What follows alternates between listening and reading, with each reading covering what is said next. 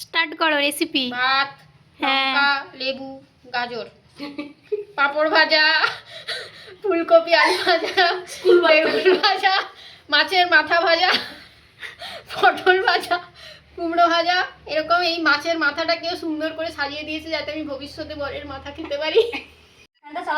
এটা হচ্ছে কি বলবো, বিশাল 4-5টা লঙ্কা দিয়ে বানানো একটা খুব ঝাল একটা মিক্সড ভেজ উইথ পনির।